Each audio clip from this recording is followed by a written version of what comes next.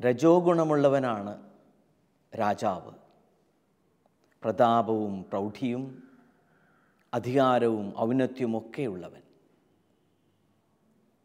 ഭാരത ചരിത്രത്തിൽ എത്രയോ മഹാരഥന്മാരായ രാജാക്കന്മാരുണ്ടായിരുന്നു.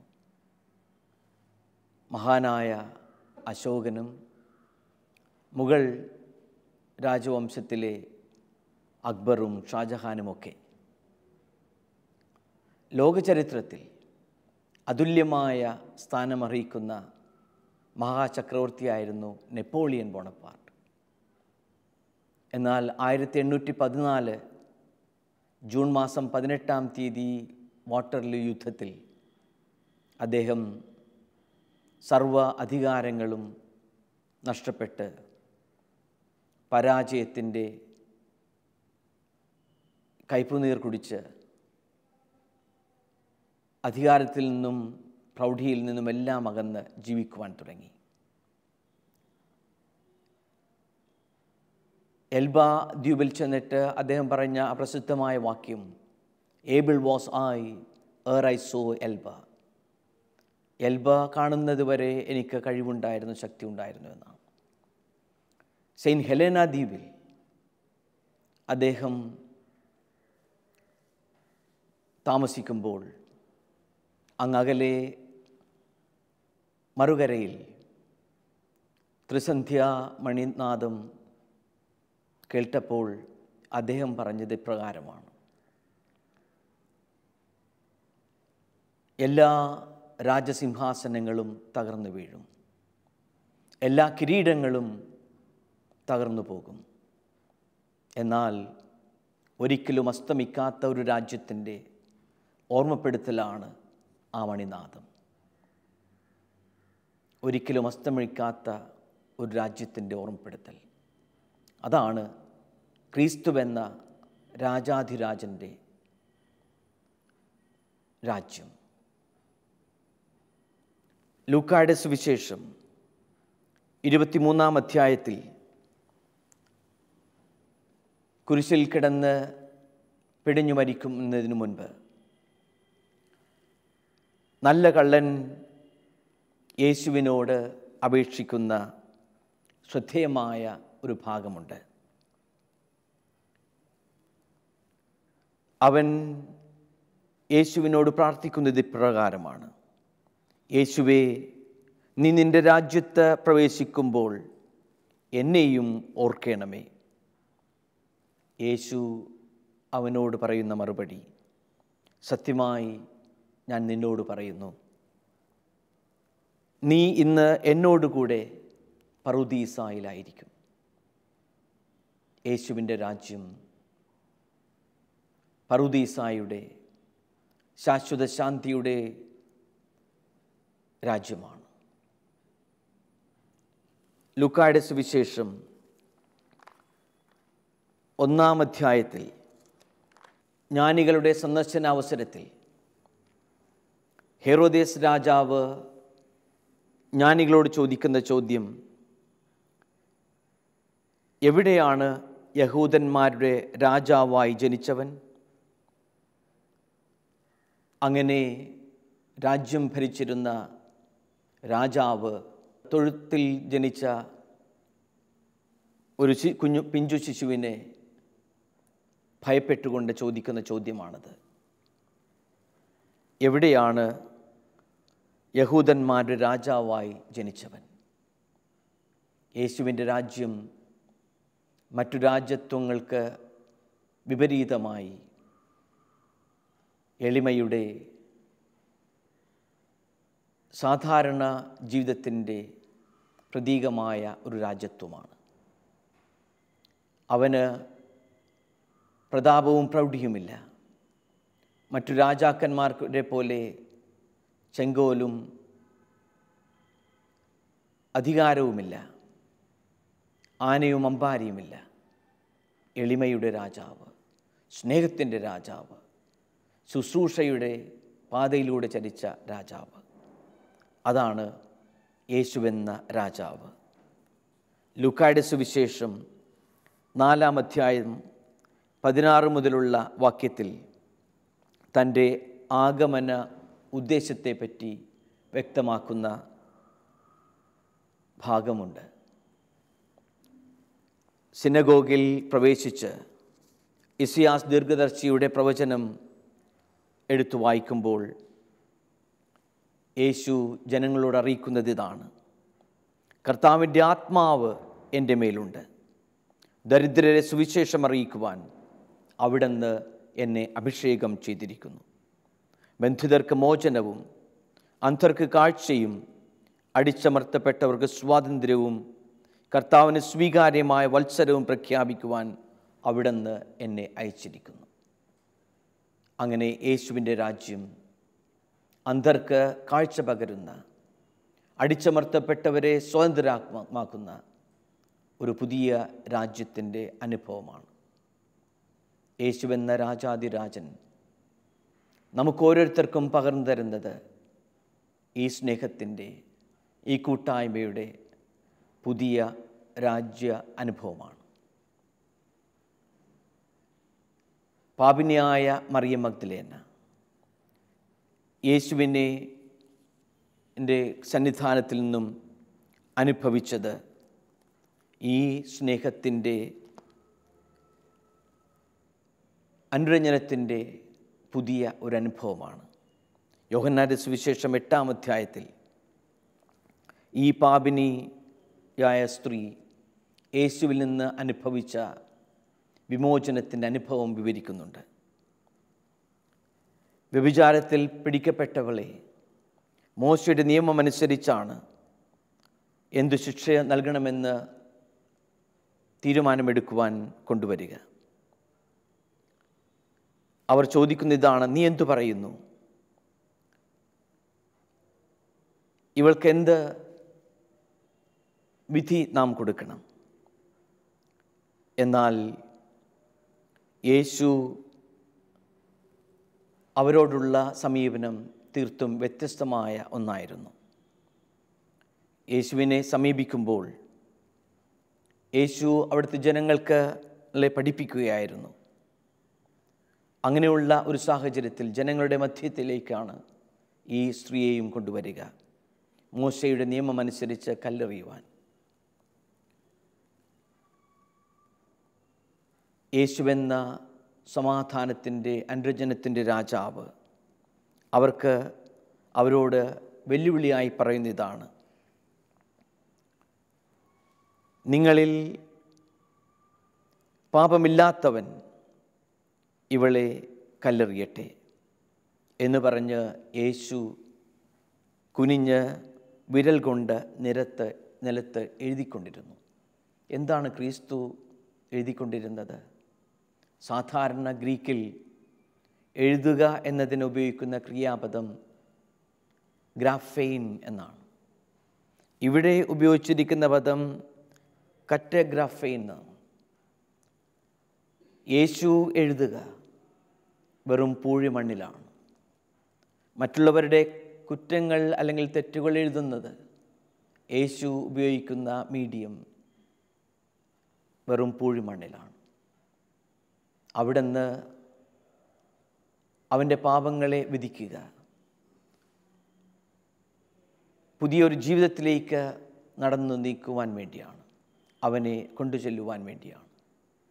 അങ്ങനെ ഓരോരുത്തരായി കല്ലുകൾ ഉപേക്ഷിച്ചുകൊണ്ട് അവിടെ നിന്ന് കടന്നു പോകുന്നുവെന്ന് സുവിശേഷം സാക്ഷ്യപ്പെടുത്തുന്നു. നിക്കോസ് കസാന്തിസാക്ക് എന്ന പ്രസിദ്ധനായ ഗ്രീക്ക് എഴുത്തുകാരൻ ഈ വിവരണത്തെപ്പറ്റി, ഈ ഒരു ഭാഗത്തെപ്പറ്റി വിവരിക്കുക പ്രകാരമാണ്: അവരുടെ കൈകളിലുണ്ടായിരുന്ന ആ കല്ലിൻ്റെ ഭാരം യേശു കുനിഞ്ഞ നിലത്ത് എഴുതുമ്പോൾ ഭാരം കൂടുതലായി അവർക്ക് അനുഭവപ്പെടുന്നു. അങ്ങനെ അവർ സാവധാനം അവരുടെ കൈകളിൽ നിന്ന് താഴേക്ക് ആ ഉരുളൻ കല്ലുകൾ വീണു പോകുന്നു, അല്ലെങ്കിൽ ഉപേക്ഷിച്ച് കളയുന്നു.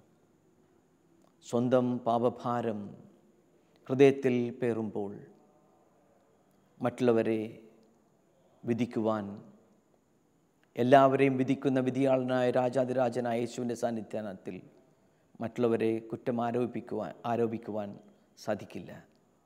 പകരം സ്വന്തം ജീവിതത്തിലേക്ക് തിരിയുവാനും അങ്ങനെ അനുതാപത്തിലേക്ക്, അനുരഞ്ജനത്തിലേക്ക് കടന്നു വരുവാനും പുതിയൊരു ജീവിതപാത തിരഞ്ഞെടുക്കുവാനും വഴിയൊരുക്കുന്നു. മറിയ മഗ്ദലേനയ്ക്ക് യേശുവിൻ്റെ ആ സാന്നിധ്യം, അവിടുത്തെ വിധിന്യായം ജീവിതത്തിൻ്റെ പുതിയൊരു വഴിത്താരയിലേക്കാണ് തിരിച്ചു നടന്നത്. കർത്താവ് പറയുന്നു, ഞാനും നിന്നെ വിധിക്കുന്നില്ല, പൊയ്ക്കൊള്ളുക, ഇനിമേൽ പാപം ചെയ്യരുത്. അങ്ങനെ മറ്റൊരു പന്ഥാവിലേക്ക്, സ്നേഹത്തിൻ്റെ ഒരു പാതയിലേക്ക് അവളെ കൈപിടിച്ചു നടത്തുന്നു. ലൂക്കായുടെ സുവിശേഷം 15-ാം അധ്യായത്തിൽ നാം പലപ്പോഴും വായിച്ചിട്ടുള്ള അതിസുന്ദരങ്ങളായ ആ ഉപമകളുണ്ട്. ധൂർത്തപുത്രൻ്റെ ഉപമ. ആ മനുഷ്യൻ തിരികെ വരിക, വീണ്ടും ആ സ്നേഹപിതാവിൻ്റെ സ്നേഹവലയത്തിലേക്ക് തിരികെ വരുവാനാണ്. അങ്ങനെ ആ മകൻ്റെ ജീവിതത്തിൽ പുതിയ ഒരനുഭവം ഉണ്ടായിത്തീരുന്നു.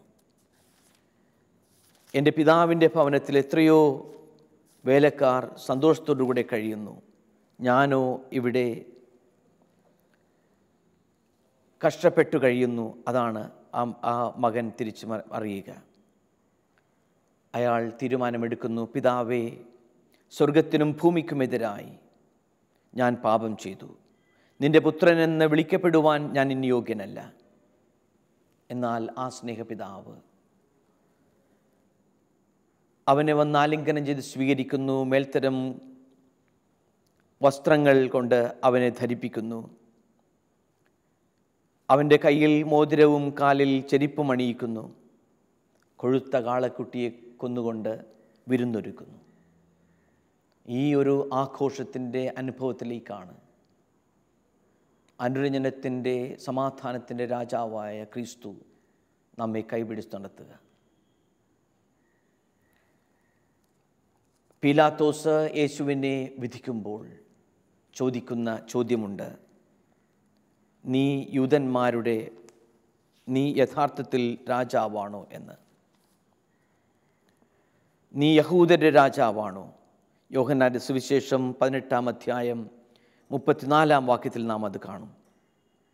അപ്പോൾ യേശു പറയുക, നീ ഇത് സ്വയമേവ പറയുന്നതോ അതോ മറ്റുള്ളവർ നിന്നെപ്പറ്റി പറഞ്ഞതോ? പീലാത്തോസ് പറഞ്ഞു, ഞാൻ യഹൂദനല്ലല്ലോ, നിന്റെ ജനങ്ങളും പുരോഹിതനും നിന്നെ എനിക്കേൽപ്പിച്ചു തന്നതാണ്. നീ എന്താണ് ചെയ്തത്? യേശു അതിനു മറുപടിയായി പറയുക, എൻ്റെ രാജ്യം ഐഹികമല്ല. അങ്ങനെ ദൈവത്തിൻ്റെ രാജ്യം, ദൈവത്തിൻ്റെ സ്നേഹവും കാരുണ്യവും നിലകൊള്ളുന്ന ഒരു രാജ്യം സംസ്ഥാപിക്കുവാനാണ് യേശു വന്നത്. നമ്മെ ഓരോരുത്തരെയും ആ സമാധാനത്തിൻ്റെ, സ്നേഹത്തിൻ്റെ, അനുതാപത്തിൻ്റെ, അനുരഞ്ജനത്തിൻ്റെ അരൂപിയിലേക്ക് കൂട്ടിക്കൊണ്ടു പോകുവാൻ അവിടുന്ന് വന്നു. ഈ രാജ്യത്തിൻ്റെ അംഗങ്ങളാകുക, അതാണ് നമ്മുടെ ജീവിതത്തിലെ ഏറ്റവും വലിയ വെല്ലുവിളി. അതുതന്നെയായിരിക്കും ഏറ്റവും വലിയ അനുഗ്രഹവും. നാം ഓരോരുത്തരും നമ്മോട് തന്നെ ചോദിക്കേണ്ട ഒരു ചോദ്യമുണ്ട്. എൻ്റെ രാജാവ്, എന്നെ നയിക്കുന്ന രാജാവ് ആരാണ്? സമാധാനത്തിൻ്റെ, സ്നേഹത്തിൻ്റെ, അനുരഞ്ജനത്തിൻ്റെ, അനുതാപത്തിൻ്റെ അന്തരീക്ഷത്തിലേക്ക് എന്നെ കൂട്ടിക്കൊണ്ടു പോകുന്ന ക്രിസ്തുവാണോ?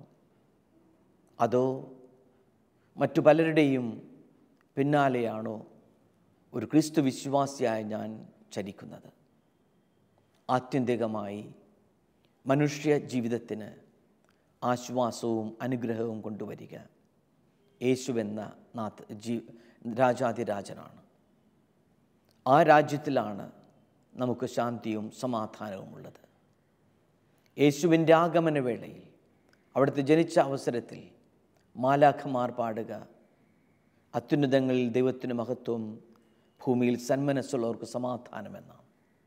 ഈ സമാധാനത്തിൻ്റെ രക്ഷകനാണ് ഭൂമിയിൽ യേശുവിൻ്റെ വരവിനോടുകൂടെ പിറവിയെടുക്കുക.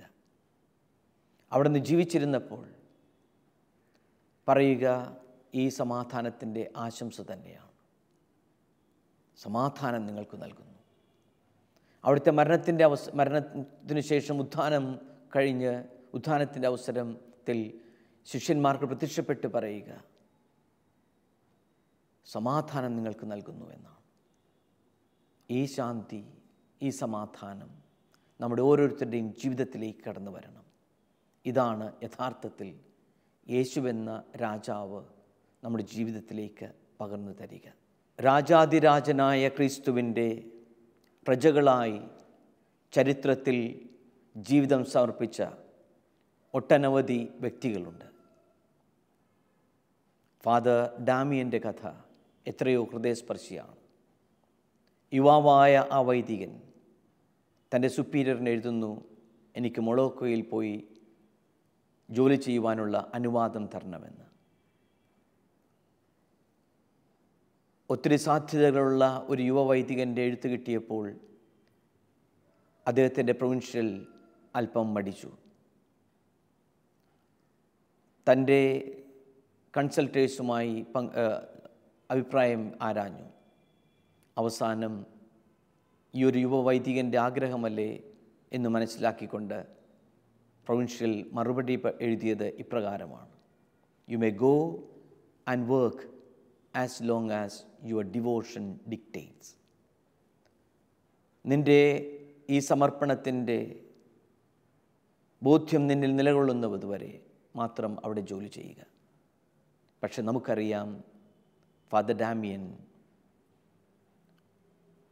തനിക്ക് കുഷ്ഠരോഗം പകർന്ന് മറ്റു കുഷ്ഠരോഗികളോടൊപ്പം ഒരു കുഷ്ഠരോഗിയായി മരിക്കും വരെ തൻ്റെ ജീവിതം അവർക്ക് വേണ്ടി സമർപ്പിച്ചു. ക്രിസ്തുവെന്ന രാജാതിരാജൻ്റെ പ്രജയായി ജീവിച്ചതിലുള്ള അഭിമാനം. ഫ്രാൻസിലെ പത്തേമാരികളിൽ അടിമയായി കഴിഞ്ഞവർക്ക് ആശ്രയമായി തീർന്ന വിശുദ്ധ വിൻസെൻ്റ് പോളിൻ്റെ ജീവിതകഥയുണ്ട്. മറ്റുള്ളവർക്ക് വേണ്ടി ജീവിതം സമർപ്പിക്കുക വഴി ക്രിസ്തുവെന്ന ചക്രവർത്തിയുടെ പ്രജയായി തീരുകയും അങ്ങനെ തൻ്റെ സ്വന്തം ജീവിതം ഒരു മോചനദ്രവ്യമായി മറ്റുള്ളവർക്ക് പകർന്നു കൊടുക്കുവാൻ തീരുമാനമെടുക്കുകയും ചെയ്യുക. ഇറാഖ് യുദ്ധത്തിൻ്റെ അവസരത്തിൽ മിഷണറീസ് ഓഫ് ചാരിറ്റിയിലെ സിസ്റ്റേഴ്സിനോട് ഇന്ത്യൻ എംബസിയിലെ അധികാരികൾ ആവശ്യപ്പെട്ടു, നിങ്ങൾ ഇവിടെ താമസിക്കുന്നത് ശരിയല്ല, നിങ്ങൾ ദയവായി ഈ സ്ഥലം വിട്ടു പോകണം. സദാം ഹുസൈൻ്റെ കൊട്ടാരത്തിന് തൊട്ടു സമീപമുള്ള അധികം ദൂരമില്ലാത്ത ആ കോൺവെൻറ്റിൽ കഴിഞ്ഞിരുന്ന സിസ്റ്റേഴ്സ് പറഞ്ഞു, ഞങ്ങൾ ശുശ്രൂഷിക്കുന്ന ഈ പിഞ്ചുകുഞ്ഞുങ്ങളെ, മാനസിക രോഗങ്ങളുള്ള ഈ കുഞ്ഞുങ്ങളെ ഉപേക്ഷിച്ചിട്ട് ഞങ്ങളിവിടെ പോകാൻ. അവർ അവരോടൊപ്പം ഇരുന്നു, അവരോടൊപ്പം കഴിഞ്ഞു. ചിലപ്പോൾ ബോംബുകൾ അവരുടെ കോൺവെൻറ്റിൻ്റെ മുറ്റത്ത് വന്ന് വീണ് കുഞ്ഞുങ്ങൾക്കെല്ലാം പേടിച്ചരണ്ടപ്പോൾ അവരെ മാറോട് ചേർത്ത് പിടിച്ചുകൊണ്ട് അവർക്ക് ആശ്വാസമായി. യുദ്ധം കഴിഞ്ഞപ്പോൾ ആ കുട്ടികൾ അവരോട് പറഞ്ഞു, സിസ്റ്റേഴ്സ്, യു ആർ ട്രൂലി അവർ സിസ്റ്റേഴ്സ്. രാജാതിരാജനായ ക്രിസ്തുവിന് വേണ്ടി ജീവിതം സമർപ്പിക്കുവാൻ ഇറങ്ങി പുറപ്പെട്ട സിസ്റ്റേഴ്സിൻ്റെ ഈ ജീവിതം വീണ്ടും മാതൃകാപരമാണ്. ചരിത്രത്തിൽ ജീവിച്ച മഹാരാജാക്കന്മാരിലേക്കാൾ വ്യത്യസ്തമായ ഒരു രാജാവാണ് യേശു. യോഹന്നാൻ്റെ സുവിശേഷം 19-ാം അധ്യായത്തിൽ യേശുവിനെ പീലാത്തോസ് ചമ്മട്ടി കൊണ്ട് അടിപ്പിച്ചതിന് ശേഷം മുൾക്കിരീടം ചൂടിക്കൊണ്ട് ഒരു ചുവന്ന മേലങ്കിയും ധരിപ്പിച്ച് ആളുകളുടെ അടുത്തേക്ക് കൊണ്ടുവരുന്നു. എന്നിട്ട് അവർ പറയുക, യഹൂദരുടെ രാജാവേ സ്വസ്തി എന്ന് പറഞ്ഞ് അവനെ പ്രഹരിക്കുന്നു. അങ്ങനെ എല്ലാവരുടെയും അവഹേളനാപാത്രമായി തീരുന്ന രാജാവ്. പീലാത്തോസ് ജനങ്ങളുടെ മുൻപിൽ കൊണ്ടുവന്ന് നിർത്തിയിട്ട് വീണ്ടും പറയുന്നു, യോഹന്നാൻ്റെ സുവിശേഷം 19-ാം അധ്യായം 15-ാം വാക്യത്തിൽ നാം കാണുന്നത് പോലെ, ഇതാ നിങ്ങളുടെ രാജാവ്, അവനെ കൂട്ടിക്കൊണ്ടുപോയി കുരിശിൽ തറയ്ക്കൂ എന്ന്. അങ്ങനെ യേശുവെന്ന രാജാവ് മുൾക്കിരീടങ്ങളേന്തി കുരിശാകുന്ന സിംഹാസനത്തിൽ ആരുടനാകുന്ന രാജാവാണ്.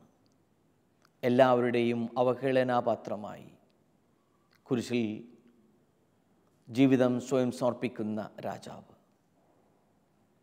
എൻ്റെ രാജ്യം ഐഹികമല്ല, അതിൻ്റെ തെളിവായി തൻ്റെ ജീവിതം തന്നെ സമർപ്പിക്കുന്നു. യേശുവിൻ്റെ രാജാവിൻ്റെ പ്രജകളായ നമുക്ക് ജീവിതത്തിൽ വരുന്ന കുരിശുകളും പ്രശ്നങ്ങളും പ്രതിസന്ധികളും സ്നേഹമോടെ സ്വീകരിക്കുവാൻ പരിശ്രമിക്കാം. നമ്മുടെയും ജീവിതം ആ സമാധാന രാജാവിൻ്റെ പാതയിലൂടെ തിരിച്ചുവിടുവാനും ആ യേശുവിൻ്റെ ധന്യമാതൃക സ്വീകരിച്ചുകൊണ്ട് ചരിത്രത്തിൽ ജീവിച്ച ഫാദർ ഡാമിയനെയും മദർ തെരേസയൊക്കെ പോലെ മറ്റുള്ളവർക്ക് ശുശ്രൂഷ ചെയ്തുകൊണ്ടുള്ള ഒരു രാജ്യത്തിൻ്റെ വക്താക്കളാകുവാൻ പരിശ്രമിക്കാം. യേശുവെന്ന മഹാരാജാവ് എന്നും നമ്മെ സമാധാന മാർഗത്തിലൂടെ കൈപിടിച്ച് നടത്തട്ടെ. നമുക്ക് പ്രത്യേകമായി പ്രാർത്ഥിക്കാം. യേശുവേ, രാജാതിരാജനായ ക്രിസ്തുവേ, ഞങ്ങളെന്നും അങ്ങയുടെ രാജ്യത്തിൻ്റെ അവകാശികളായി നയിക്കണമേ. അങ്ങയുടെ അനുതാപവും സമാധാനവും അനുഗ്രഹവും ഞങ്ങളുടെ ഹൃദയത്തിൽ ജീവിതത്തിൽ എന്നും നിറഞ്ഞു നിൽക്കുവാൻ അനുഗ്രഹിക്കണമെന്ന് നമുക്ക് പ്രാർത്ഥിക്കാം. രാജനായ ക്രിസ്തു നമ്മെ എന്നും മുന്നോട്ട് നയിക്കട്ടെ. നന്ദി.